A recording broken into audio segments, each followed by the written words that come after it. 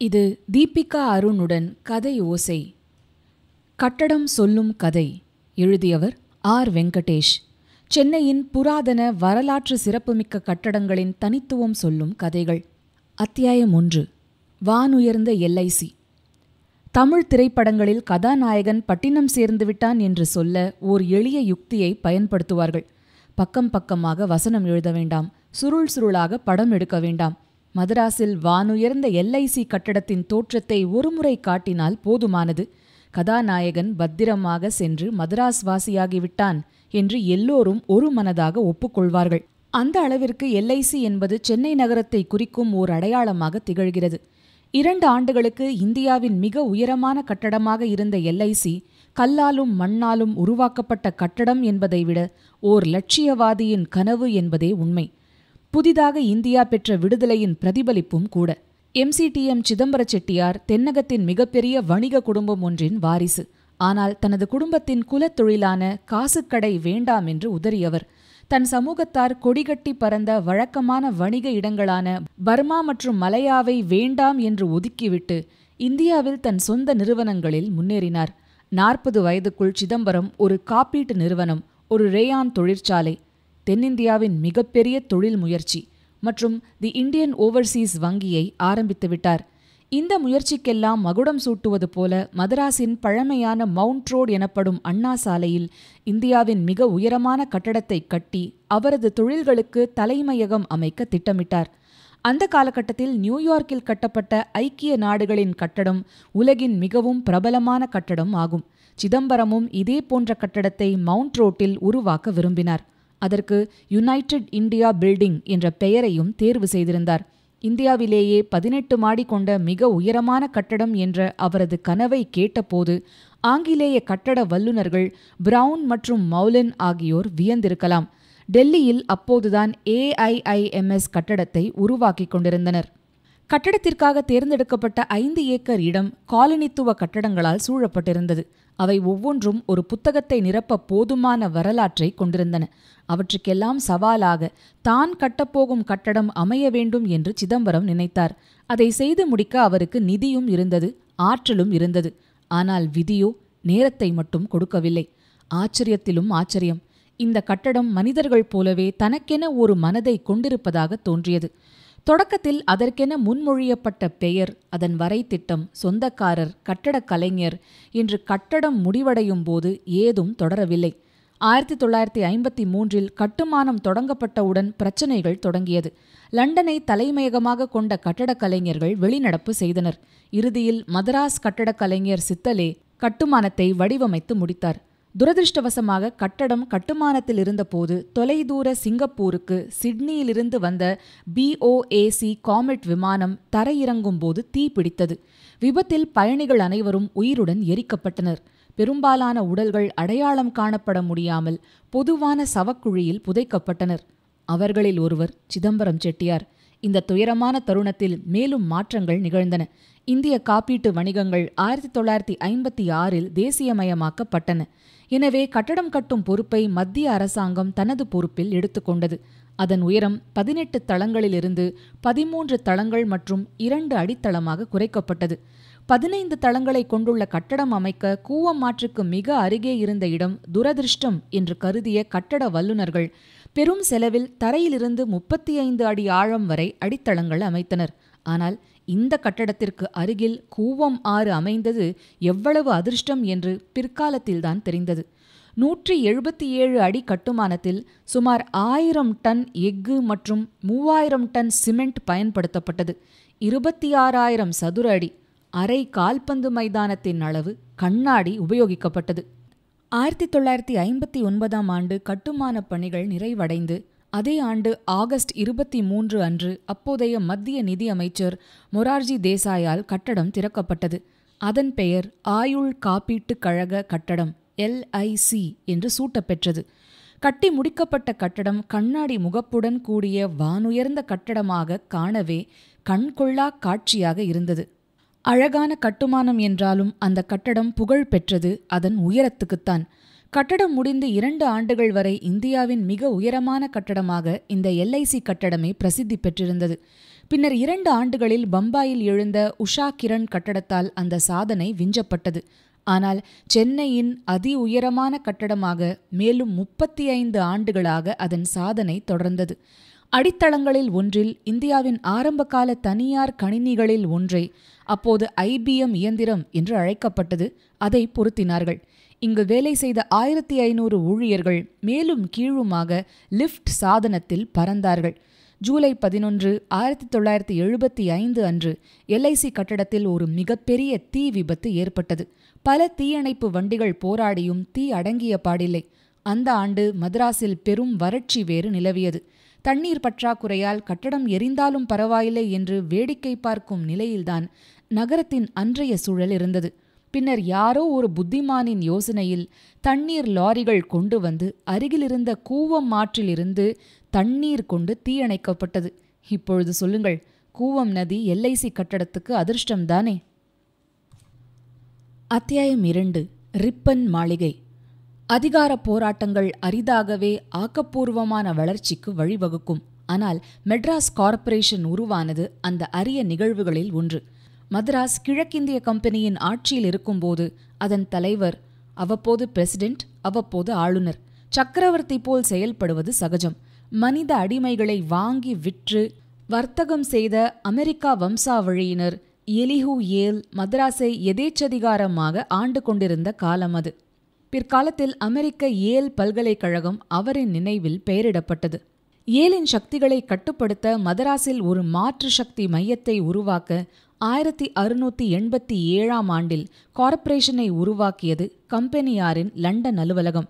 இருப்பினும் வெளிப்படையாக சொன்ன காரணம், ராட்சச வேகத்தில் வளர்ந்து வரும் நகரத்திற்கு ஒரு முறையான உள்ளாட்சி அமைப்பு தேவை என்பதுதான். அதுவரை ஓர் அதிகாரி, ஒரு கணக்குப்பிள்ளை மற்றும் பெத்தநாயக்கர், அதாவது காவல்துறை ஆகியோரால் நிர்வகிக்கப்பட்டது மதராஸ். கோட்டைக்குள் ஒரு நூற்றாண்டுக்கு பிறகு கார்ப்பரேஷன் அலுவலகம் பிளாக் டவுனில் உள்ள எரபாலு தெருவில் வாடகை கட்டடம் ஒன்றுக்கு மாற்றப்பட்டது. நகரம் வளர வளர அதை கண்காணிக்கும் நகராட்சியின் மகிமைக்கு ஏற்ப அரசாங்கம் மெட்ராஸ் கார்ப்பரேஷனுக்கு அதன் சொந்த அலுவலகத்தை கொடுக்க முடிவு செய்தது. அதற்கான பெரிய இடம் ஒன்றுக்கு தேடுதல் தொடங்கியது. ஆனால் அவ்வளவு பெரிய இடம் கோட்டைக்குள்ளோ டவுனுக்குள்ளோ இல்லை. சென்னையின் மிகப்பெரிய பொழுதுபோக்கு இடமான பீப்புள்ஸ் பார்க் பூங்காவின் ஒரு பகுதியை கையகப்படுத்த அரசாங்கம் முடிவு செய்தது. கட்டடத்துக்கு வேலை ஆரம்பித்து ரிப்பன் கட்டடம் என்று பெயர் சூட்டப்பெற்றது. ரிப்பன் பிரபு இந்தியாவின் வைஸ்ராயாக பணியாற்றி 25 வருடங்கள் கழித்தே இந்த பெயர் சூட்டப்பட்டது என்பது குறிப்பிடத்தக்கது. சரி, யார் இந்த ரிப்பன்? சரியாகச் சொல்லப்போனால் ரிப்பன் என்பது இங்கிலாந்தில் ஓர் ஊர். அதன் ஜமீன்தார் போன்ற ஒரு பட்டமான மார்க்வெஸ் அந்தஸ்து அவருக்கு. அந்த நேரத்தில் உலகின் மிக சக்தி வாய்ந்த கட்டடங்களில் ஒன்றில் ரிப்பன் பிறந்தார். ஆம், 10 டவுனிங் தெருவில் உள்ள பிரிட்டிஷ் பிரதம மந்திரியின் வீட்டில். அவரது தந்தை பிரதமராக பணியாற்றிய போது பிறந்தார். ஜார்ஜ் ஃப்ரெட்ரிக் சாமுவேல் ராபின்சன் என்ற பெயர் சூட்டப்பெற்றார். ஆனால் அவரால் தன் தந்தையின் பாதையை பின்பற்ற முடியவில்லை. தாழ்த்தப்பட்ட மற்றும் அடிமைப்பட்ட மக்களிடம் அவர் கொண்டிருந்த மென்மையான அணுகுமுறை ஆங்கிலேயர்களின் காலனித்துவ லட்சியங்களுடன் பொருந்தவில்லை என்பதே காரணம். ரிப்பன் இந்திய வைஸ்ராயாக இருந்தபோது, அதாவது மன்னருக்கு பதிலானவர் என்று பொருள், இந்திய வம்சாவளி மக்களுக்கு ஆதரவாக பல முக்கிய சட்டங்களை நிறைவேற்றினார். ரிப்பன் எங்கள் அப்பன் என்று மக்கள் சொல்வதுண்டு. இன்றும் உரிமை என்று நினைத்து பலர் அனுபவித்து வரும் சலுகைகள் அவர் ஆரம்பித்து வைத்ததுதான். அவரது தொழிற்சாலை சட்டம் தொழிலாளர்களுக்கு வாரந்தோறும் ஒரு விடுமுறை மற்றும் வேலை நாளில் 1 மணி நேர ஓய்வும் கொடுத்தது. 7 வயதுக்குட்பட்ட குழந்தைகளை தொழிற்சாலைகள் மற்றும் சுரங்கங்களில் வேலை செய்ய தடை விதித்தது. அவரது இல்பர்ட் மசோதாவில் நீதிமன்ற குற்றவாளி கூண்டில் நிற்கும் ஐரோப்பியர்களை இந்திய நீதிபதிகள் விசாரிக்கலாம் என்ற ஷரத்தை கொண்டு வந்ததும் ஆங்கிலேயர் பலருக்கு அதிர்ச்சி. பதவிக்காலம் முடியும் முன் தாய்நாட்டுக்கு திருப்பி அனுப்பப்பட்டார் ரிப்பன். உண்மையை சொல்லப்போனால் ரிப்பனின் பதவிக்காலத்திற்கு பிறகுதான் இந்தியாவில் விடுதலை கேட்கும் சுய ஆட்சி இயக்கங்களின் குரல்கள் பெருகின. டிசம்பர் 11, 1909 இந்தியாவின் வைஸ்ராய் பிரபு மின்டோவால் ரிப்பன் கட்டடத்திற்கான அடிக்கல் நாட்டப்பட்டது. ஏற்கனவே மவுண்ட் ரோட்டில் நிறுவப்பட்டிருந்த ரிப்பன் சிலை கார்ப்பரேஷன் புல்வெளிக்கு மாற்றப்பட்டது. கட்டடத்துடன் சமச்சீராக இல்லாததால் இது பிற்காலத்தில் சேர்க்கப்பட்டது என்பது பார்த்தவுடன் புரியும். நீதிக்கட்சி தலைவர் தியாகராய செட்டி சிலையே மையத்தில் உள்ளது. ரிப்பன் மாளிகை கட்டடக்கலைஞர் ஹாரிஸ் என்பவரால் வடிவமைக்கப்பட்டது. அப்போது மதராஸில் பிரபலம் என்றால் அது இந்திய கட்டட அம்சங்களை உள்ளடக்கிய இந்தோ சார்செனிக் கட்டட பாணிதான். முகலாய மற்றும் ராஜ்புத்தானிய கட்டடம் போல் இருக்கும். இந்த சிவப்பு கட்டடங்களை மதராஸ் முழுவதும் காணலாம். ஆனால் ரிப்பன் கட்டடம் கிளாசிக்கல் பாணியில் கட்டப்பட்டு ஐரோப்பிய கட்டடம் போல் இருக்கும். கட்டடம் முடிந்த பின் ஹாரிஸ் அதன் மேல் 8 அடி உயரமுள்ள கடிகார கோபுரத்தை பொருத்தினார். மணிக்கு ஒரு முறை அதன் ஓசை லண்டனில் உள்ள பிக் பென் ஒலியைப் போல ஒலித்தது. ஒருவேளை நாட்டிலிருந்து வெகு தொலைவில் வசிக்கும் வெள்ளையர்களுக்கு அவர்களின் வீட்டை நினைவூட்ட வைக்கப்பட்டதோ? பெங்களூரைச் சேர்ந்த லோகநாத முதலியார் இந்த கட்டடத்தை கட்டினார். வேலை மிகவும் சவாலாய் அமைந்தது. காரணம், கூவம் மற்றும் பக்கிங்ஹாம் கால்வாய் நடுவில் இருந்த சதுப்பு நிலத்தில் கட்டுமானம் கட்ட வேண்டியிருந்தது. முழு மண்ணையும் மாற்றுவது கேள்விக்குறியாக இருந்தது. அதனால் ஆங்காங்கே சுட்ட மண் வளையங்களை தரையில் இறக்கி அதில் சுண்ணாம்பையும் செங்கற்களையும் நிரப்பினார்கள். சூளைமேட்டிலிருந்து கூவம் வழியாக படகுகளில் செங்கற்கள் கொண்டு செல்லப்பட்டன. கட்டடத்துக்கு இயற்கையான வெளிச்சத்தை வழங்க 2 முற்றங்கள் இணைக்கப்பட்டன. ஒவ்வொரு தளமும் மெட்ராஸ் டெரஸ் கூரையுடன் இருந்தது. ரோமானிய பாணியில் தூண்கள் மற்றும் வளைவுகள் செங்கல் மற்றும் சுண்ணாம்பு பயன்படுத்தி கட்டப்பட்டன. கட்டடம் வெள்ளை வர்ணம் பூசப்பெற்றது. மாநகராக மதராஸ் மாறியது இந்த கட்டடத்தில் இருந்துதான். முக்கிய அரசியல்வாதிகள் மேயர் பதவியை வகித்துள்ளனர். இது அவர்களுக்கு பெரிய பதவிகளுக்கு படிக்கட்டாக அமைந்தது. அவர்களில் சிலர் தங்களுடைய 1 வருட பதவி காலத்தில் நகருக்கு நீடித்த மாற்றங்களை செய்தனர். 1940களில் சத்தியமூர்த்தி பூண்டி நீர்த்தேக்கத்தை உருவாக்கி மதராசுக்கு நிரந்தரமாக நீர் ஆதாரத்தை கொடுத்தார். அதே நேரத்தில் வெங்கல் சக்கரை செட்டி 1942ஆம் ஆண்டு ஜப்பானிய குண்டுவெடிப்பு பயத்தின் மத்தியில் சென்னை மிருகக்காட்சி சாலையில் உள்ள அனைத்து ஆபத்தான விலங்குகளையும் சுட்டுக்கொல்ல கட்டளையிடும் ஆணையையும் இங்குதான் கையொப்பமிட்டார். இன்று வளாகத்தில் ஒரு புதிய 5 அடுக்கு இணைப்பு ரிப்பன் கட்டடத்தில் இருந்து சுமைகளை எடுத்துவிட்டது. எனினும் சென்னை மெட்ரோ ரயில் பணியால் ரிப்பன் கட்டடத்தில் விரிசல் ஏற்பட்டது. ரிப்பன் கட்டடத்தின் முக்கியத்துவத்தை உணர்ந்து ஒரு பெரிய சீரமைப்பு முயற்சி செய்து அதன் அசல் மகிமைக்கு மீண்டும் கொண்டு வந்துள்ளார்கள். அத்தியாயம் 3. Paris corner. அங்கு வசிக்கும் மனிதர்களின் தோல் நிறத்தை வைத்து தானாக வந்தது அந்த ஊருக்கு ஒரு பெயர், கருப்பர் நகரம். அலெக்சாண்டரை விட அதிக நிலத்தை ஆளப்போகும் ஒரு பிரிட்டிஷ் இளவரசரின் வருகையையொட்டி ஆங்கிலேய அரசாங்கம் அதற்கு கொடுத்த மாற்று பெயர் ஜார்ஜ் டவுன். ஒரு நகரத்தின் முக்கிய பகுதியாக, ஏன் ஒரு காலத்தில் அந்த நகராகவே திகழ்ந்த பகுதிக்கு இப்படி 2 பெயர்கள் வழங்கப்பட்டிருந்தாலும் அந்த நகரின் மக்கள் அந்த பெயர்களை எல்லாம் மறந்து அவ்விடத்தை அழைப்பதென்னவோ அங்கு இருக்கும் 1000 கட்டடங்களில் ஒன்றை வைத்துத்தான். இதில் நகைச்சுவை என்னவென்றால், முதலில் அந்த கட்டடத்துக்கும் அந்த பெயர் சூட்டப்படவில்லை. பாரிஸ் கார்னர் என்றால் சென்னையில் தெரியாதவர் இல்லை. கருப்பின நகரத்தின் தென்கிழக்கு மூலையில் இருக்கிறது டேர் ஹவுஸ். 250 ஆண்டு காலமாக கொடிகட்டி பறக்கும் பாரி நிறுவனத்தின் தலைமைச் செயலகம். 2 முக்கிய சாலைகள் சந்திக்கும் இடத்தில் இருப்பதால் பாரிஸ் கார்னர்.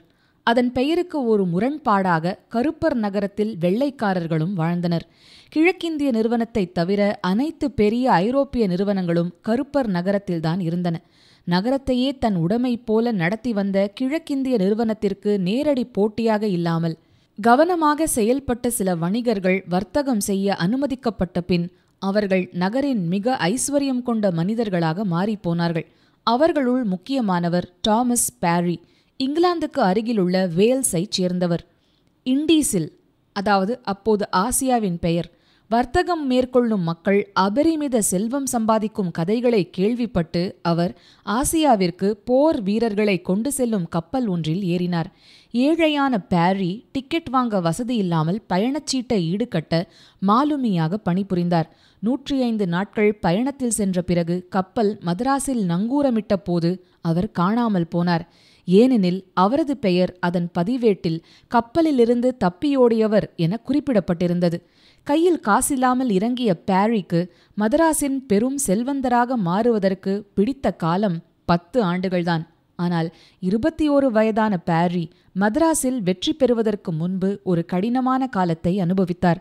லாட்டரி சீட்டுகள் விற்றார், செய்தித்தாள்களை அச்சிட்டார், பல வணிகங்களில் தனது அதிர்ஷ்டத்தை சோதித்து பார்த்தார். பாரி செய்த பல்வேறு தொழில்கள் காலனித்துவ மதராஸில் உழைக்க விருப்பமுள்ள ஒருவருக்கு கிடைத்த பல வாய்ப்புகளை எடுத்து காட்டுகிறது. கிழக்கிந்திய கம்பெனியினர் வணிகர்களுக்கு தொழில் செய்ய உரிமம் வழங்கியிருந்தாலும் அவர்கள் ஒருபோதும் தனக்கு போட்டியாளர்களாக மாறாமல் பார்த்து கொண்டனர்.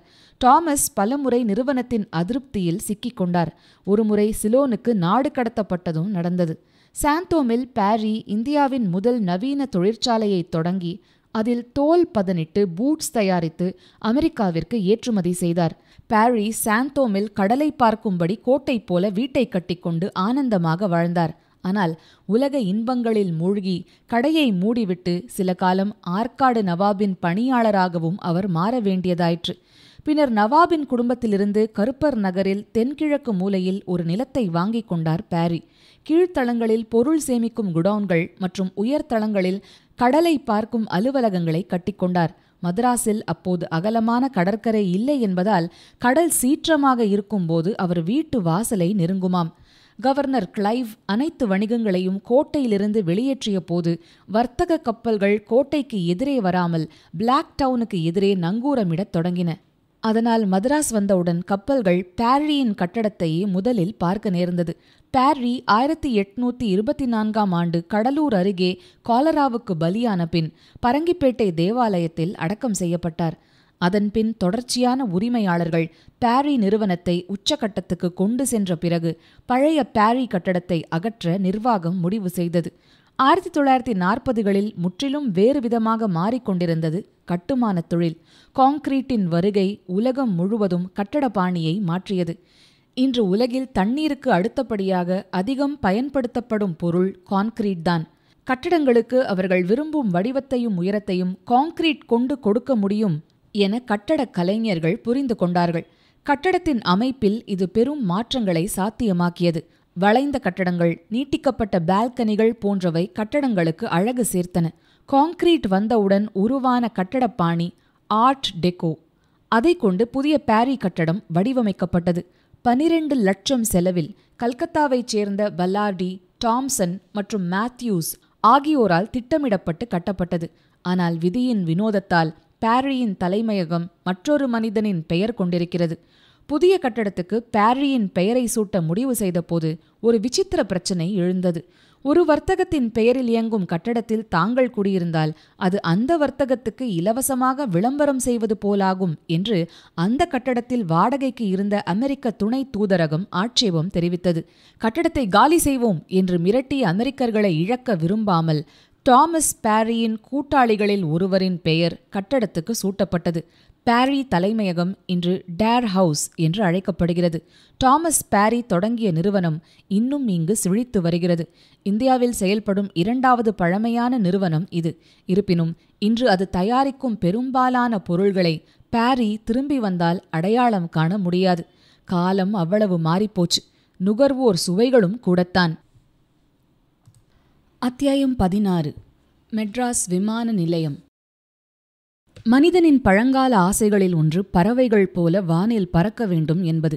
இந்திய புராணங்களில் பெரும்பாலான கடவுள்களால் பறக்க முடியும்.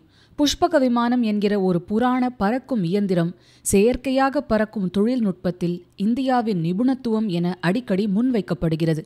ஆனால் பறக்கும் தொழில்நுட்பம் அமெரிக்காவில் தேர்ச்சி பெற்றபோது மெட்ராஸ் பின்தங்கியிருக்கவில்லை.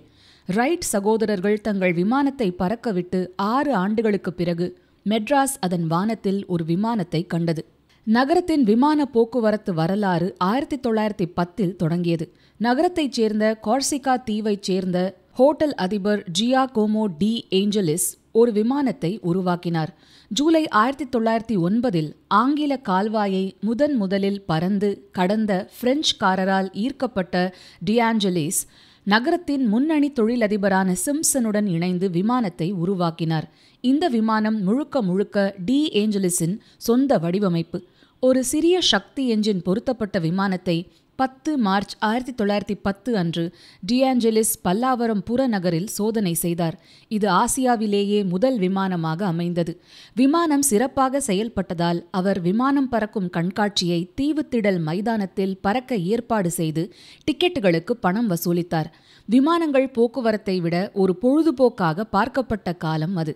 எனவே நகரத்தின் பணக்காரர்களிடையே பறக்கும் ஆர்வத்தை உருவாக்க 1911ஆம் ஆண்டு ஐரோப்பிய விமான விற்பனையாளர்களின் குழு மெட்ராஸ் வந்தது.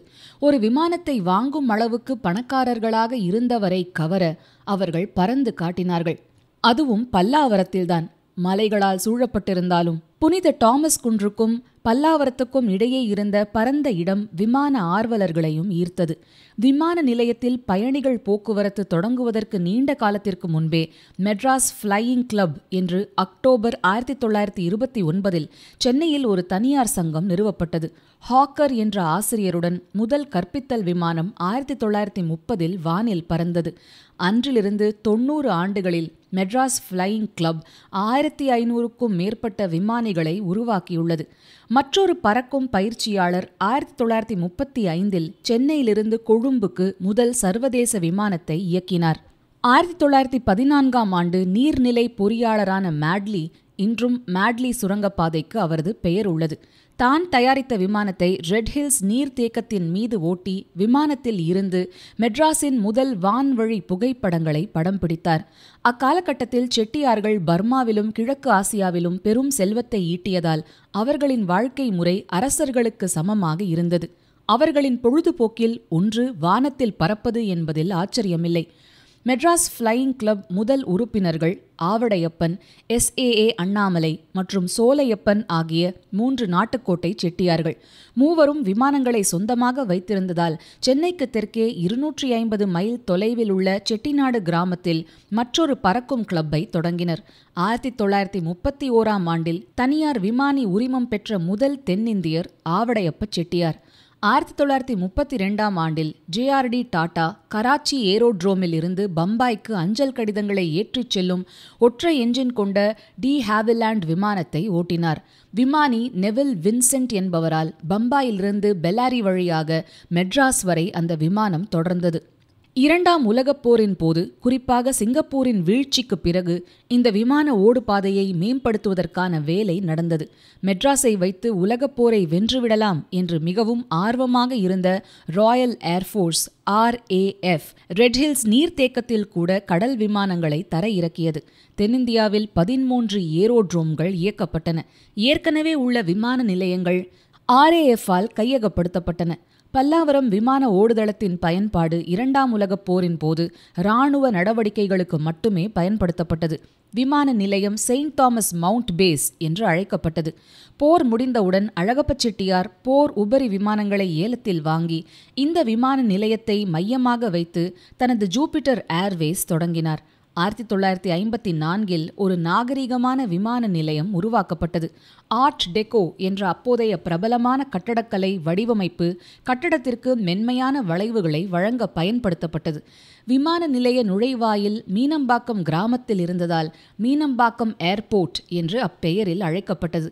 1980களில் விமான நிலைய கட்டடங்கள் சோழர்களின் பழமையான கோவிலை கொண்ட திருசூலம் என்ற அடுத்த கிராமத்திற்கு மாற்றப்பட்டன.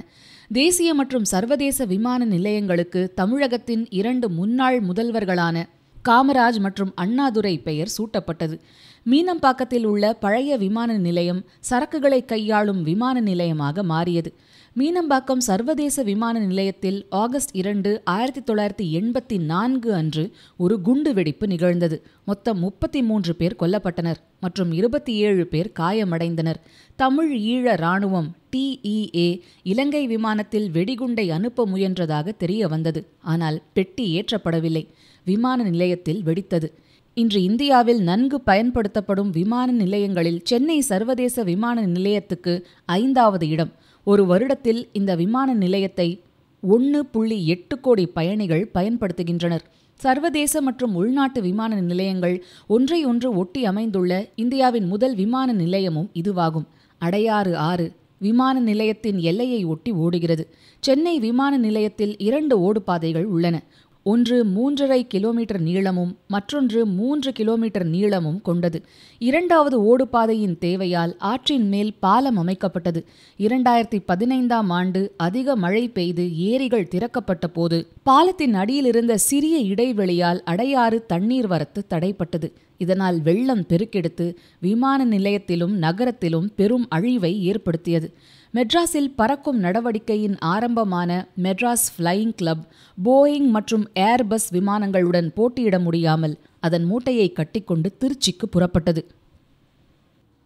அத்தியாயம் 20. அண்ணா நகர் டவர்.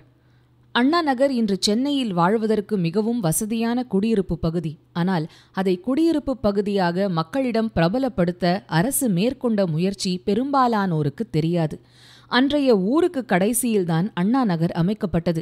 அங்கு முதலில் சென்று குடியேறியவர்களுக்கு ஆரம்ப இரவுகளில் நரிகள் ஊளையிடும் சத்தம் பயங்கரமாக கேட்கும். மழைக்காலங்களில் கூவம் பெருக்கெடுத்து ஓடும்போது ஆற்றங்கரையிலிருந்து பாம்புகள் குடியிருப்புகளுக்குள் நுழையும். இதனால் மக்கள் அங்கு செல்வதற்கே மிகவும் தயங்கினர். அந்த பகுதி தனித்துவிடப்பட்டது போல் இருந்ததும் மற்றொரு காரணம்.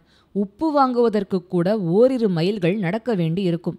அவசரம் ஆபத்தென்றால் உதவிக்கு வருவதற்கு கூட அருகாமையில் ஆள் இருக்க மாட்டார்கள். நகரத்தின் மக்கள் தொகை திடீரென அதிகரித்த பொழுது மெட்ராஸ் நகரத்தின் விளிம்பு வரை மக்கள் கூட்டம் நிரம்பும் நிலை உண்டானது. அங்கு வசிக்கும் அனைவருக்கும் இடம் பிரச்சனையான பொழுது கூட்ட நெரிசலை கட்டுப்படுத்தும் முயற்சியை அரசாங்கம் மேற்கொள்ளத் தொடங்கியது. அப்போது நகரத்தின் குறுக்கே சென்ற 2 ஆறுகள் வளர்ச்சிக்கு முட்டுக்கட்டையாக இருந்தன. அமிஞ்சிக்கரையில் கூவமாற்றுக்கு அப்பால் மக்கள் நடமாட்டம் இல்லாத பெரிய இடம் ஒன்று இருந்தது. போதிய பாலங்கள் இல்லாமல் வளர்ச்சிக்கு இடையூறாக இருந்த நடுவக்கரை என்ற அப்பகுதி நிறைய செங்கல் சூளைகளை கொண்டிருந்தது. குடியிருப்பு பகுதியாக மாற்றப்பட்டாலும் மக்கள் அங்கு செல்வார்களா என்று திட்டமிடுபவர்களின் மனதில் பெரிய கேள்வி ஒன்று இருந்தது. இருப்பினும் நடுவக்கரையில் தன்னிறைவு பெற்ற நகரத்தை உருவாக்கும் பணி தமிழ்நாட்டு வீட்டு வசதி வாரியத்திடம் ஒப்படைக்கப்பட்டது. 1950களின் பிற்பகுதியில் மேற்கு மெட்ராஸ் வீட்டு திட்டம் என்ற பெயரில் அதன் வேலை தொடங்கியது. பின்னர் திமுக வெற்றிக்கு பிறகு அந்த இடம் அண்ணா நகர் என்று பெயர் மாற்றம் செய்யப்பட்டது. வீடுகள், அடுக்குமாடி குடியிருப்புகள், வணிக வளாகங்கள், அகண்ட சாலைகள், பள்ளி கல்லூரிகள், கோயில்கள், பேருந்து நிலையங்கள், பெரிய பூங்காக்கள் ஆகியவற்றை கொண்ட தன்னிறைவு பெற்ற நகரத்தின் விரிவான திட்டமாக அது இருந்தது. ஆனாலும் மக்கள் ஆர்வம் காட்டவில்லை. அதிக மானியங்கள், தவணை முறைகளை கொண்டே அந்த பகுதியின் விற்பனையை அதிகரிக்க வேண்டிய சூழ்நிலை. ஆனால் அந்த பகுதி எதிர்காலத்தில் குடியிருப்பாளர்களுக்கு மிகவும் விருப்பமான பகுதியாக மாறும் என்று யாருமே அப்போது நினைத்து பார்த்திருக்கவில்லை. ஆரம்பத்தில் 1 கிரவுண்ட் நிலம் கொண்ட வீட்டு மனைகள் ரூபாய் 4500க்கு மானிய விலையில் வழங்கப்பட்டன. இன்றோ அவை கோடிகளில் மதிப்புகளை கொண்டுள்ளன. அண்ணா நகரின் வெற்றிக்கு பல காரணங்கள் கூறப்பட்டாலும் முக்கியமான காரணங்கள் அப்போது நடத்தப்பட்ட வர்த்தக கண்காட்சியும் அதற்காக கட்டப்பட்ட ஓர் உயரமான கட்டடமும் தான். மெட்ராஸ் பொதுமக்களுக்கான கண்காட்சிகளை நடத்துவதில் 1 நூற்றாண்டு வரலாற்றை கொண்டிருந்தது. இருப்பினும் 1968இல் நடத்தப்பட்ட சர்வதேச வர்த்தகம் மற்றும் தொழில்துறை கண்காட்சியானது தொழில் சார்ந்து நடத்தப்பட்ட முதல் கண்காட்சியாகும். சுதந்திரத்திற்கு பிந்தைய இந்திய தொழில்துறை வளர்ச்சியை எடுத்துக்காட்டுவதற்காக அகில இந்திய உற்பத்தியாளர்கள் அமைப்பால் ஏற்பாடு செய்யப்பட்ட இந்த கண்காட்சி ஆசியாவிலேயே மிகப்பெரிய சர்வதேச வர்த்தக கண்காட்சியாக அமைந்தது. முதலில் இந்த கண்காட்சியை 1967இல் தொடங்க திட்டமிடப்பட்டது. ஆனால் அது மெட்ராஸ் அரசியலின் முக்கிய ஆண்டாக இருந்ததால் புதிய அரசாங்கம் அதன் முன்னுரிமைகளை கவனிக்கும் பொருட்டு கண்காட்சியை ஓராண்டுக்கு ஒத்திவைத்தது. ஜனவரி 21, 1968இல் கூட்டாண்மை மூலம் செழிப்பு என்ற கருப்பொருளுடன் தொடங்கப்பட்ட அந்த கண்காட்சி இந்தியாவின் தொழில்துறை வளர்ச்சியை வெளிப்படுத்தவும் வெளிநாட்டு முதலீட்டாளர்களை ஈர்க்கும் வகையிலும் ஏற்பாடு செய்யப்பட்டிருந்தது. தொடக்க விழா மேடை ராசியானதுதான். மேடையிலிருந்த 2 பேர் பின்னர் இந்தியாவின் குடியரசுத் தலைவர்களாக ஆனார்கள். மேடையில் இருந்த மற்றொருவரின் பெயர் அப்பகுதிக்கே பின் நாட்களில் அண்ணா நகர் என்று பெயர் சூட்டுவதற்கு பயன்பட்டுள்ளது. வி. கிரி நியான் அடையாளத்தை ஒளிரச் செய்ய ஒரு பொத்தானை அழுத்தினார்.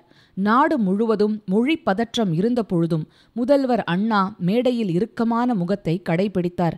கண்காட்சியில் 23 பொதுத்துறை நிறுவனங்கள், 11 அமைச்சகங்கள், பல்வேறு மாநிலங்கள் பங்கேற்றன.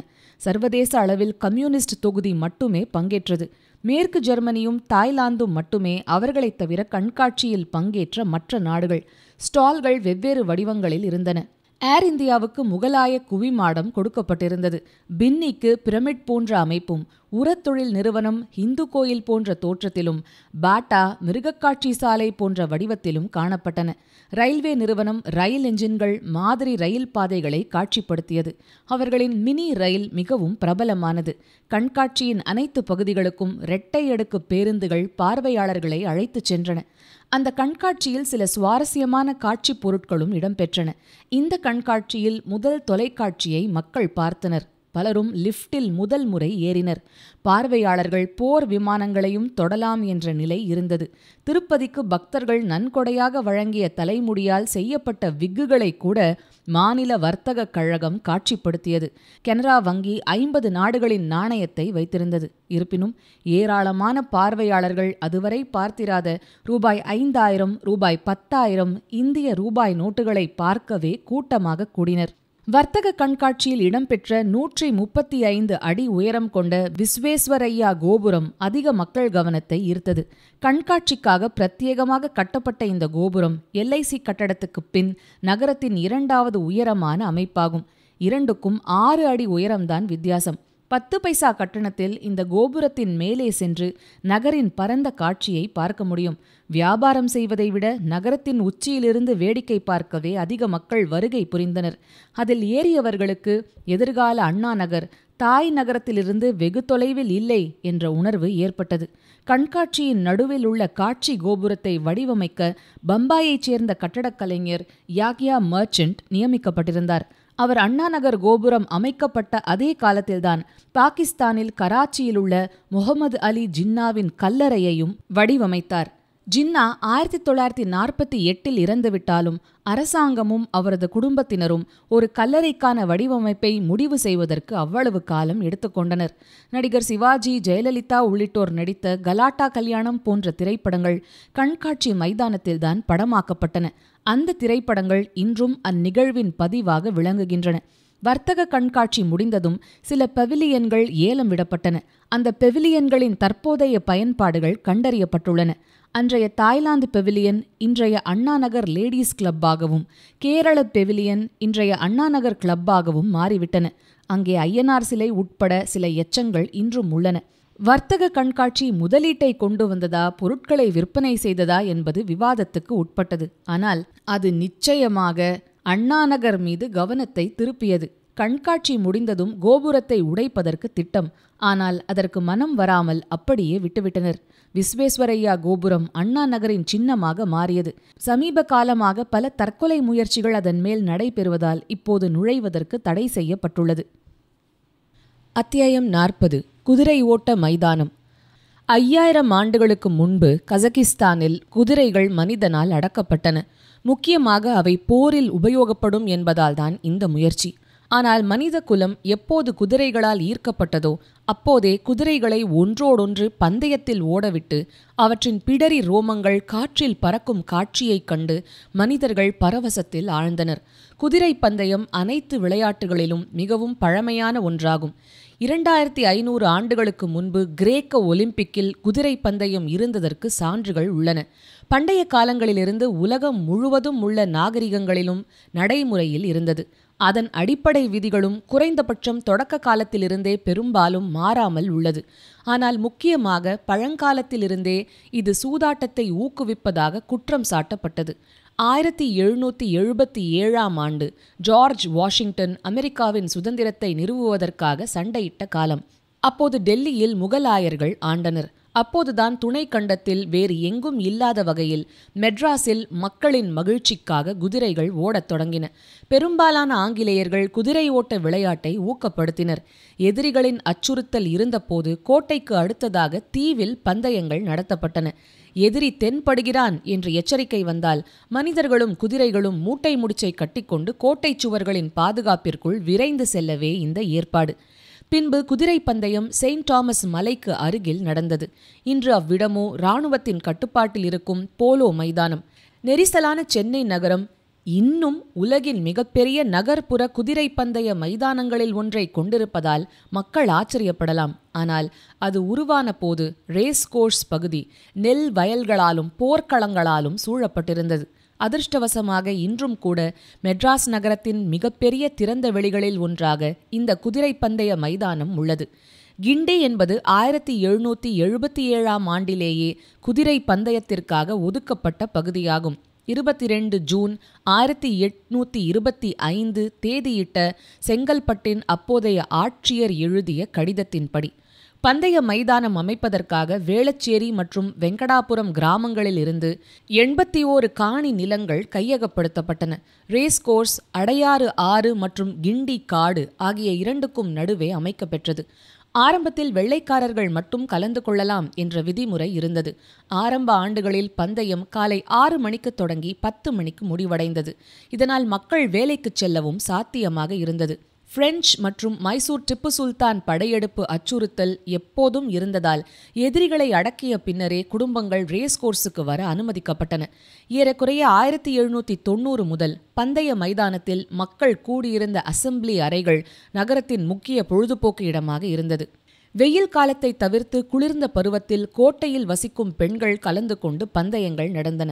மாலை நேரங்கள் நடனம் மற்றும் பாடல்கள் நிறைந்ததாக இருந்தது. ரயிலின் சத்தம் குதிரைகளை பயமுறுத்தக்கூடும் என்பதால் ரேஸ் கோர்ஸ் அருகே ரயில் பாதைக்கான ஆரம்ப திட்டம் ஆங்கிலேயர்களால் கைவிடப்பட்டது. பிற்காலத்தில் எதிர்ப்புகளை மீறி ரயில் தடங்கள் வந்தன. மெட்ராஸில் முதல் சினிமா நிகழ்ச்சி ஸ்டீவன்சன் நடத்திய குறும்பட காட்சிதான். விக்டோரியா அரங்கில் நடந்த இந்த காட்சியில் கிண்டியில் ஓடும் குதிரைகள் காட்டப்பட்டன. கிண்டியே மெட்ராஸில் படமாக்கப்பட்ட முதல் இடமாக அமைந்தது. காலங்கள் செல்ல செல்ல இந்தியர்களுள் உயர் அடுக்கைச் சேர்ந்தவர்கள் குதிரை பந்தய மைதானத்துக்குள் அனுமதிக்கப்பட்டார்கள். விரைவில் அந்த ரேஸ் கிளப்பே அவர்களுக்கு இரண்டாவது வீடு போல் ஆனது. மகாராஜாக்கள் மற்றும் ஜமீன்தார்கள் பந்தயத்தை ஆதரித்தனர். பரோடா போன்ற தொலைதூர மாநிலங்களின் மன்னர்கள் தங்கள் குதிரைகளை பந்தயங்களில் போட்டியிட வைப்பார்கள். 1920ஆம் ஆண்டில் பந்தய மைதானத்தின் உள்கட்டமைப்பு வளர்ச்சிக்கு ஜமீன்தார்களின் பங்களிப்பு கணிசமானது. போவிலி மற்றும் வெங்கடகிரி ஜமீன்தார்களால் 2 பார்வையாளர் அரங்குகள் கட்டப்பட்டன. ஒவ்வொரு பந்தய சீசனிலும் அனைத்து முக்கிய நபர்கள் கிண்டி ரேஸ் கோர்ஸில் கூடுவார்கள். ராஜாக்கள், ராணிகள், ஜமீன்தார்கள் மற்றும் தொழிலதிபர்கள் சிலர் தங்கள் சொந்த குதிரைகளை பந்தயங்களில் ஓட்டுவார்கள். பலரும் சூதாடுவார்கள். ஆனால் பெரும்பாலானோர் நண்பர்களை சந்திப்பதற்காக வந்து மகிழ்ந்தனர். பந்தயங்களை பார்க்கவில்லை என்றாலும் அவர்கள் வியாபாரம் பேச வந்தார்கள். சில சமயங்களில் அரச திருமணங்களும் இங்கு நிச்சயிக்கப்பட்டன. இந்தியாவின் பணக்கார மன்னன் பரோடாவின் கேக்வாட் தனது குதிரைகளை கிண்டியில் ஓட விடுவதற்காக வருடா வருடம் வருவார். அப்படி அவர் வந்தபோதுதான் வையூரின் ஜமீன்தார் மனைவியான சீதாதேவியை சந்தித்தார். அவள் 3 குழந்தைகளுக்கு தாய் என்பது ஓர் அழகை ரசிக்கும் அரசருக்கு பொருட்டல்ல. பரோடாவிலும் சரி, மெட்ராஸ் மாகாணத்திலும் சரி, 2வது திருமணம் செய்து கொள்வது தடைப்பட்டிருந்தது என்பதும் கவலை கொடுக்கவில்லை. ஒரு சர்ச்சைக்குரிய செயலில் அவர்கள் காதலித்து திருமணம் செய்து கொண்டனர். 1875ஆம் ஆண்டு வேல்ஸ் இளவரசர் விக்டோரியா ராணியின் மகனான 7ஆம் எட்வர்ட் இங்கு விஜயம் செய்து குதிரைகள் ஓடுவதை பார்வையிட்டார். குதிரை பந்தயத்துக்கு முதல் எதிரி போர்தான். மெட்ராஸுக்கு எதிரி அச்சுறுத்தல் இருந்தபோது குதிரை பந்தயம் நடக்கவில்லை. மைசூர் போர்களின் போதும் முதல் உலகப் போரின் போதும் இந்த விளையாட்டு பின்னடைவை சந்தித்தது. இன்றும் தமிழகத்தில் சூதாட்டம் சட்டப்பூர்வமாக அனுமதிக்கப்படும் ஒரே விளையாட்டு குதிரை பந்தயம்தான். ரேஸ் கோர்ஸ் தான் உலகில் ஜனநாயகம் நிலை பெற்றிருக்கும் இடம். நுழைவதற்கு எந்த தடையும் இல்லாமல் சமுதாயத்தின் அனைத்து அடுக்குகளிலிருந்து சூதாட்ட உள்ளுணர்வு கொண்ட எவரும் நேராக கிண்டி நோக்கி செல்லலாம். பந்தய நாட்களில் நகரமே காலியாகி மைதானத்தில் கூடிய பிரமையை ஏற்படுத்திய காலமும் உண்டு.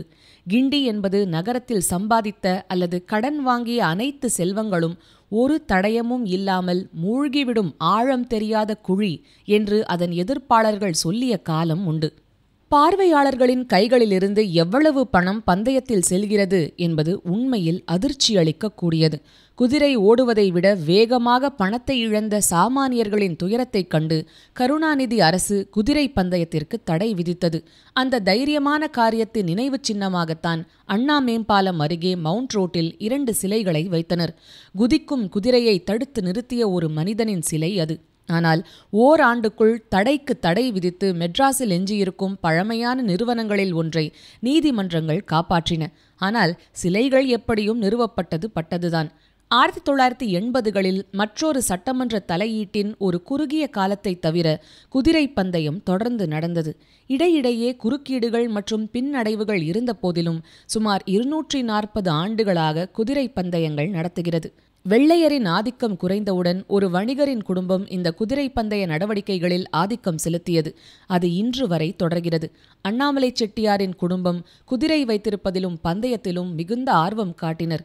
அவர்களின் ஆதரவுடன் தான் ரேஸ் கிளப் பெரிய உயரத்தை எட்டியது.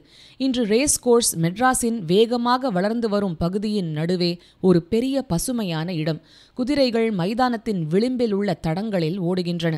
கால்ஃப் வீரர்கள் நடுவில் உள்ள புல்வெளியை பயன்படுத்துகின்றனர். ரேஸ் கோர்ஸின் பசுமையான காட்சியை அனுபவிக்க இப்போது எல்லா பக்கங்களிலும் உயரமான கட்டடங்கள் உள்ளன. அத்தியாயம் 41. சேப்பாக்கம் கிரிக்கெட் மைதானம். கோட்டையை தவிர சென்னையின் குடியிருப்புகளில் மிக பழமையான பகுதி சேப்பாக்கம். மெட்ராஸுக்கு அடிக்கல் நாட்டிய தினம் முதல் சேப்பாக்கம் மசூலா மீனவர்களின் குடியிருப்பு பகுதியாக இருந்தது. நகரத்தை நிறுவியவர்களுடன் மசூலிப்பட்டினத்திலிருந்து மெட்ராஸுக்கு வந்த அவர்கள் நகரத்தின் முதல் குடிமக்கள் ஆவர். கோட்டையின் நெரிசலை குறைக்க மெட்ராஸ் கவர்னர் எட்வர்ட் கிளைவ் சுங்க அலுவலகத்தை கோட்டையிலிருந்து வடக்கே மாற்றிய போது கப்பல்கள் அதற்கு எதிரே நின்றன. 2 மைல்களுக்கு அப்பால் நங்கூரமிட்டிருந்த கப்பலில் இருந்து பொருள்களை கொண்டு செல்வதையே பிரதான தொழிலாக கொண்ட மசூலா மீனவர்கள் தினமும் பயணிக்க முடியாமல் கஷ்டப்பட்டனர். கோட்டைக்கு வடக்கே தங்களுடைய குடியிருப்புகளை கட்டுவதற்கு புதிய இடம் கோரினர். அவர்களுக்கு ராயபுரம் ஒதுக்கப்பட்டது. சேப்பாக்கம் காலியானது. அப்போது பார்த்து கோட்டைக்குள் வாழ அனுமதி கேட்ட ஆற்காடு நவாப் இங்கு அரண்மனை கட்டும்படி கம்பெனியால் கேட்டுக்கொள்ளப்பட்டார்.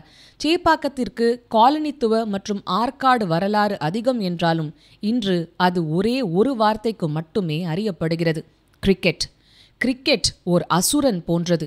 இது மற்ற விளையாட்டுகளில் மக்களின் ஆர்வத்தை விழுங்கிவிட்டது என்று குற்றம் சாட்டுபவர்கள் பலர். இன்றும் ஒலிம்பிக் போன்ற போட்டிகளில் கிரிக்கெட் விளையாடாத நாடுகள் மட்டுமே அதிக பதக்கங்களை பெறுகின்றன. இங்கிலாந்தில் பல தலைமுறைகளாக கிரிக்கெட் ஒரு குழந்தைகளின் விளையாட்டாக மட்டுமே இருந்தது. 17ஆம் நூற்றாண்டின் தொடக்கத்திலிருந்து பெரியவர்களால் கிரிக்கெட் விளையாடப்படுகிறது என்று பொதுவாக நம்பப்படுகிறது. மற்ற நாடுகளை விட கிரிக்கெட் இந்தியாவிற்கு முன்பே வந்தது. அனைத்து பிரிட்டிஷ் இராணுவ பகுதிகளிலும் கிரிக்கெட் மைதானங்கள் இருந்தன. கிரிக்கெட் விளையாட்டு 16ஆம் நூற்றாண்டின் பிற்பகுதியில் தொடங்கிய வரலாற்றை கொண்டுள்ளது. இங்கிலாந்தில் தோன்றிய இது கிழக்கிந்திய நிறுவனத்தின் விரிவாக்கத்துடன் சர்வதேச அளவில் பிரபலமான விளையாட்டாக மாறியது. 1768 முதல் 1855 வரை ஆற்காடு நவாபின் வசிப்பிடமான சேப்பாக்கம் அரண்மனையின் மைதானம் அவ்வப்போது ஆங்கிலேயர்களால் கிரிக்கெட் விளையாட உபயோகிக்கப்பட்டது. இன்று இருக்கும் ஸ்டேடியத்தின் நுழைவாயிலில் உள்ள 3 இந்தோ சார்சனிக் பாணி தூண்கள் பழைய அரண்மனை மைதானத்தின் கடைசி எச்சங்கள் ஆகும். இத்தூண்கள் நவாப் முகமது அலி கான் வாலாஜாவின் ஆட்சிக்கு முந்தையவை. நவாப் திவாலான பின்பு அரண்மனையை ரூபாய் 5,89,000 ஏலத்தில் வாங்கியது கம்பெனி. 1865ஆம் ஆண்டு அரண்மனை மைதானத்தில் கிரிக்கெட்டை தரிசிக்க பிரத்யேக கட்டடம் கட்ட சென்னை கிரிக்கெட் கிளப்புக்கு அரசு அனுமதி வழங்கியது. 1866ஆம் ஆண்டு இந்த பெவிலியன் கட்டி முடிக்கப்பட்டது. கட்டட வல்லுநர் ராபர்ட் வெலோஸ் சிஷோம் மெட்ராஸ் கிரிக்கெட் கிளப்பை வடிவமைத்தார். மைதானத்தைச் சுற்றி அரங்கமில்லை, கிரிக்கெட் மைதானம் மட்டுமே. ஒவ்வொரு போட்டிக்கும் அதை சுற்றி தற்காலிக மூங்கில் மற்றும் சவுக்கு கம்புகளால் அரங்கம் அமைக்கப்படும். 1916ஆம் ஆண்டு நிறுவப்பட்ட இது கொல்கத்தாவில் உள்ள ஈடன் கார்டனுக்கு பிறகு நாட்டின் 2வது பழமையான கிரிக்கெட் மைதானம் ஆகும்.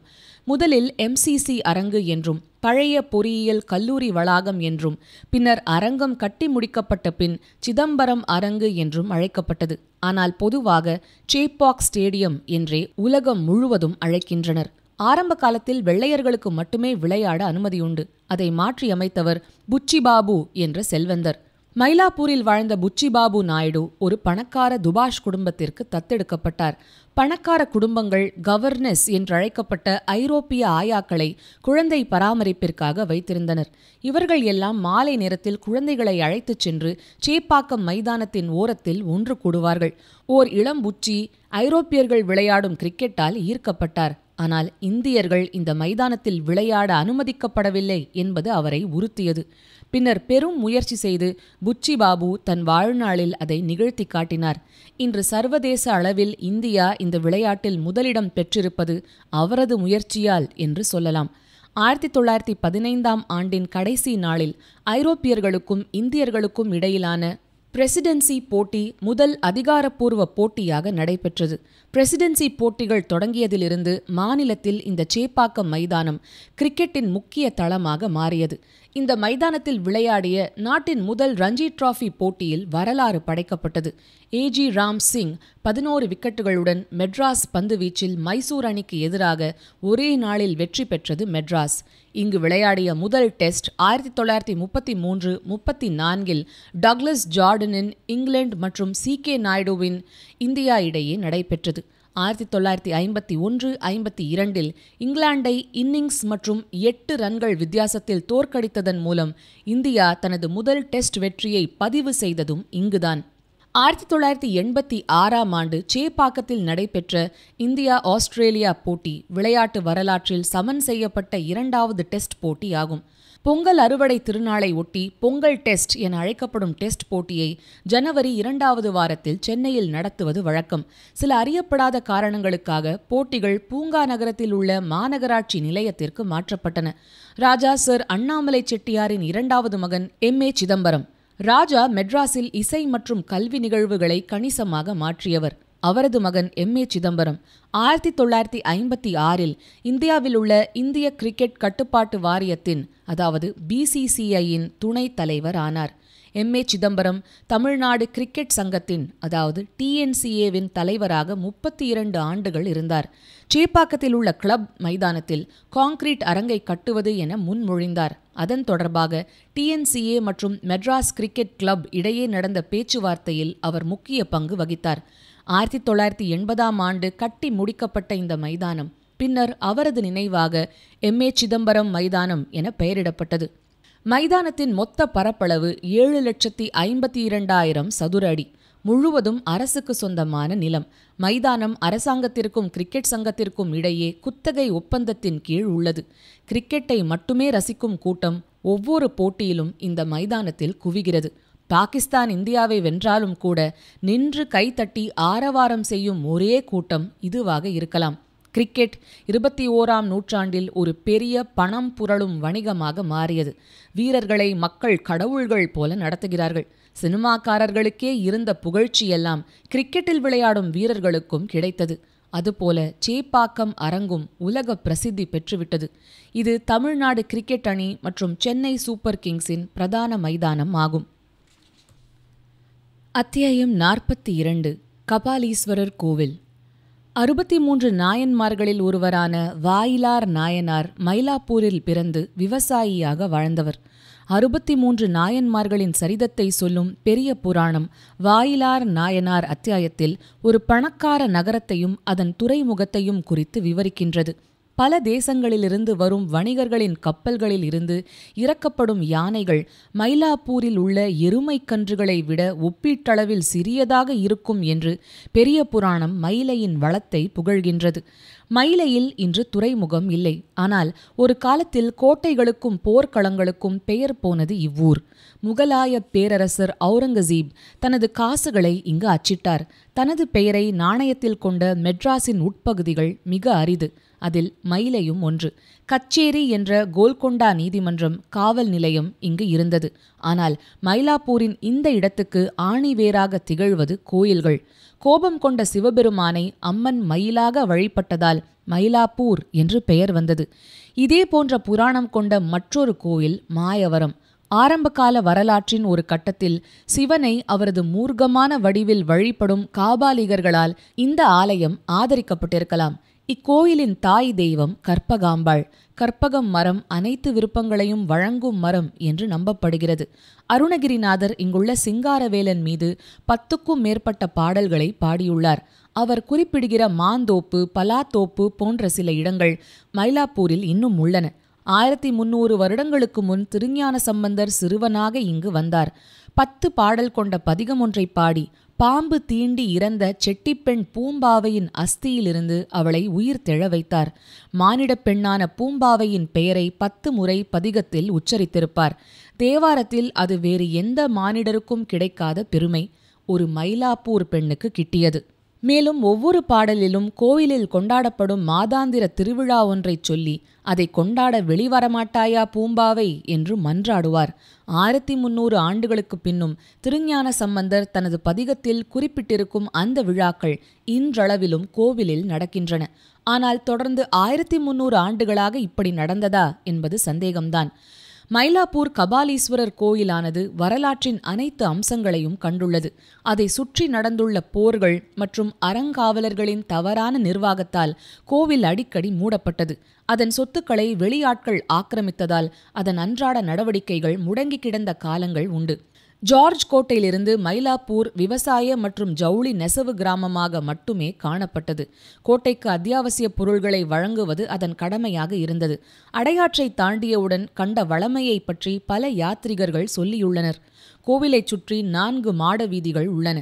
அவை இப்போது வணிகத் தளங்களாக மாறிவிட்டாலும் ஒரு காலத்தில் சாலையில் போக்குவரத்து பெருகும் முன் தறி அமைத்து வேஷ்டி மற்றும் சிவப்பு துண்டுகளை நெய்தனர்.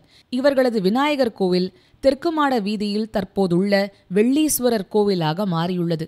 ஆங்கிலேயர்கள் மயிலாப்பூர் கிராமத்தை கைப்பற்றிய போது அதன் வரலாற்றில் ஒரு புதிய அத்தியாயம் கிடைத்தது. குறிப்பாக கபாலீஸ்வரர் கோவில் மேம்படுத்தப்பட்டது. சமயத்தில் இது ஒரு மதிப்புமிக்க கோவிலாக இருந்ததால் கருப்பர் நகரில் இந்தியர்களிடையே மிகவும் முக்கியமான பதவியை வகித்த கிழக்கிந்திய நிறுவனத்தின் தலைமை வணிகர் கோவிலின் தர்மகர்த்தாவாக பொறுப்பேற்றார். அவர்களின் அரசியல் செல்வாக்கு கோவிலுக்கு உதவியது. மாடவீதிகளை குறுக்கி வைத்திருந்த ஆக்கிரமிப்பாளர்கள் அகற்றப்பட்டனர். புதிய ஆலயங்கள் உள்ளே கட்டப்பட்டன. அம்மன் கோவில் திருப்பணி செய்யப்பட்டது. இந்த கோவிலின் தற்போதைய வடிவத்திற்கும் செழுமைக்கும் அந்த முதலில் வந்த வரிசையில் முத்தையப்ப முதலியர்தான் பொறுப்பு. தர்மகர்த்தாக்கள் நியமிக்கப்பட்டதிலிருந்து கோவில் முதலியார்களின் கட்டுப்பாட்டில் இருந்தது. தர்மகர்த்தாக்கள் காலத்தில்தான் ஆக்கிரமிக்கப்பட்ட நிலங்கள் மீட்கப்பட்டன. கோவில் சீர் செய்யப்பட்டது. திருவிழாவுக்கு வாகனங்கள் செய்யப்பட்டன. மீண்டும் திருவிழாக்கள் தொடங்கின. குளம் முறையாக தோண்டப்பட்டு படிகள் அமைக்கப்பட்டது. 100 அடி உயரமுள்ள கோவிலின் ராஜகோபுரம் மதராஸின் அடையாளமாக மாறியுள்ளது. ஆனால் இது மிக சமீபத்தில் 1900 மட்டுமே முடிக்கப்பட்டது. நன்கொடையாளரின் பெயர் தெளிவற்றதாக உள்ளது. ஆனால் பம்மல் சம்பந்த முதலியாரின் பதிவில் ட்ரிப்ளிகேன் செட்டியார் அல்லது கோபுரம் செட்டியார் என்று அழைக்கப்படுகிறார். பின்னாளில் தர்மகர்த்தா பொறுப்பு நாடகமேதை சம்பந்த முதலியார் கடைசி அறங்காவலராக இருந்த பம்மல் குடும்பத்திற்கு சென்றது. அவர் நீதிபதியாக நியமிக்கப்பட்ட பிறகு அவர் தார்மீக அடிப்படையில் ராஜினாமா செய்தார். அத்துடன் அறங்காவலர் பதவி நீக்கப்பட்டு கோவிலை அரசாங்கம் கைப்பற்றியது. ஆதி காலத்தில் கடலோரம் இருந்ததா கோவில் என்று பல சர்ச்சைகள் எழுந்துள்ளன. அது இருந்த இடத்தில் இன்று சாந்தோம் தேவாலயம் இருக்கிறதா என்றும் சிலர் கேட்கிறார்கள். போர்ச்சுகீசிய அராஜகத்தால் அப்படி நிகழ்ந்ததோ என்றும் கேள்விகள் உள்ளன. 1300 மார்க்கோ போலோ சாந்தோம் தேவாலயத்தை பார்க்க மயிலை வருகிறார்.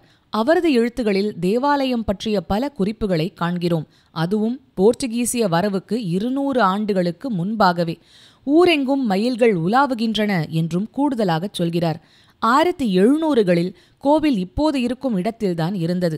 ஆனால் படையெடுக்கும் கோல்கொண்டா சேனையை தடுத்து நிறுத்த பிரெஞ்சு வீரர்கள் கோவிலை ஆக்கிரமிக்கிறார்கள். மாட வீதிகளில் கடும் சண்டை நிகழ்கிறது.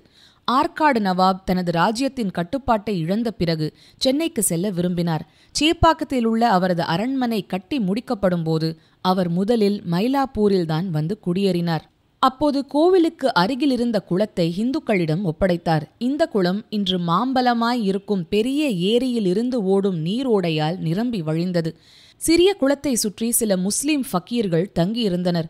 பல்லாவரம் தர்காவில் நடந்த திருவிழாவிற்கு அவர்கள் செல்ல நவாப் நிதி உதவி செய்தார். அவர்கள் திரும்பி வருவதற்குள் கோவில் குளம் அமைக்கப்பட்டிருந்தது. மெட்ராஸ் முஸ்லிம்கள் தங்கள் முஹரம் பண்டிகையின் போது குளத்தில் குளிப்பதற்கு உரிமையுண்டு. இந்த கோவில் 7ஆம் நூற்றாண்டில் கட்டப்பட்டது. ஆனால் மீண்டும் மீண்டும் மாற்றியமைக்கப்பட்டது.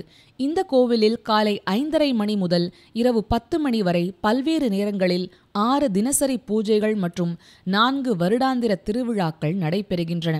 கோவிலுக்கு மேற்கே பெரிய தெப்பக்குளம் உள்ளது. அதில் ஆண்டு முழுவதும் தண்ணீர் இருக்கும் என்று சொல்ல முடியாது. மெட்ராஸில் தண்ணீர் வறட்சிக்கு அடையாளமாக காய்ந்தும் போய்விடும். 16 தூண்கள் கொண்ட கல் மண்டபம் குளத்தின் மையத்தில் இருக்கிறது. ஆண்டுக்கு ஒருமுறை கபாலீஸ்வரர் மற்றும் பிற தெய்வங்களின் சிலைகள் தெப்பத்தில் குளத்தில் மிதந்தபடி சுற்றி கொண்டு செல்லும். பின் நீராழி மண்டபத்தில் வைக்கப்படும்.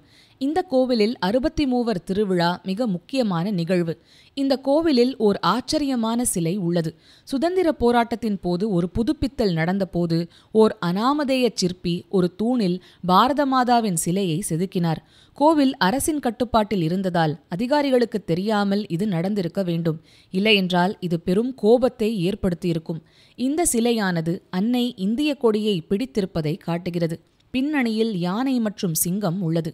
கோவிலை புதுப்பிக்கும் போது கல் தட்டுப்பாடு ஏற்பட்டதால் 2 போர்ச்சுகீசிய கல்லறை கற்கள் தரையில் பயன்படுத்தப்பட்டன. அவற்றில் ஒன்று இன்றும் சிங்காரவேலன் கோவிலில் உள்ளது. தேவார பாடல்களால் புனிதப்படுத்தப்பட்ட 276 சிவாலயங்கள் இந்தியா முழுவதும் உள்ளன. 6 கோவில்கள் மெட்ராஸில் உள்ளன. யாத்ரீகர்களுடன் உள்ளே வருவதற்கு சுற்றுலா பயணிகளுடன் போட்டியிடும் சில கோவில்களில் கபாலி கோவிலும் ஒன்று. இந்த கோவிலில் நடக்கும் தேர் தெப்பம் மற்றும் 63 திருவிழாக்கள் லட்சக்கணக்கான மக்கள் கூடும் மெகா நிகழ்வுகள் ஆகும். கபாலீஸ்வரர் கோவில் தினமும் கூட்டம் நிறைந்த ஸ்தலம். திருவிழாக்கள் மற்றும் தினசரி பூஜைகள் தவிர அன்னதானம், நடனம் மற்றும் பாடல் போன்ற கலாச்சார நடவடிக்கைகள், வேதம் ஓதுதல், பசுக்களை பராமரித்தல் போன்ற நடவடிக்கைகளுடன் நாட்டில் மிகச் சிறப்பாக நடத்தப்படும் கோவில்களில் கபாலி கோவிலும் ஒன்று. இந்த முழு ஆடியோ புக்கையும் இன்னும் நிறைய சுவாரஸ்யமான கதைகளையும் முழுசா கேட்க மாசம் ஒரு சின்ன தொகையை சந்தாவா செலுத்தி கதை ஓசையில தொடர்ந்து கேளுங்க. விவரங்கள் டிஸ்கிரிப்ஷன்ல இருக்கு. இது தீபிகா அருணுடன் கதை ஓசை.